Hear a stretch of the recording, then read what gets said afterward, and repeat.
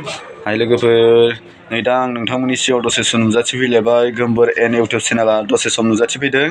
मानोना आं दा नोंथांमोननि सिगाङाव मानि थाखाय नुजाथिफैदों होनोबा आं मोनसे डिलिभारियाव मोनसे सामान मांगायदों बे सामाना जादों खान्थाल गोमोनखौ आं डिलिभारियाव पेकेट मोनसे मांगायदों आरोना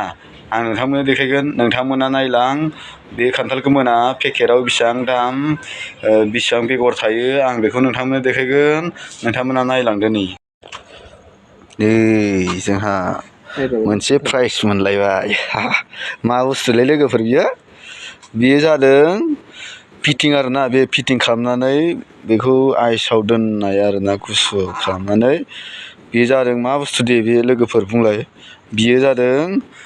खान्थाल गोमोन हायद्राबादाव नै बिदि खान्थालखौ बिदि बख'नानै फानो माने फिटिं खालामनानै फानो आरोना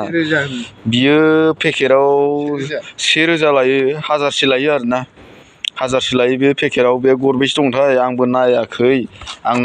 नायलाय एसे हेल्प खालामदोब्रा बख'नायाव नै बख'बाय आङो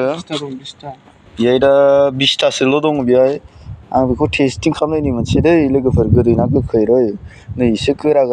जानायनि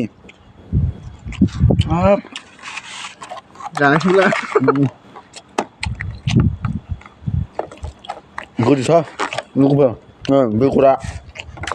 बे बिसिना दा बायदियावबो मोनो बिसिना खान्थाला जोंनावथ' बोसोराव खेबसेल' मोनो फिथाइया बिसिना बोसोरावनो खेबथाम गाहाम मोनो गोसो बायदि जानो हायो बिसिनाव फिटिं खालामनानै फानो मालाय लोगोफोर नोंसोरबो जानो गोसोबा जोंनाव बिहर जों हायद्राबादाव थायो जों हायद्राबाद तेलेंगाना डिस्ट्रिक्टआव थायो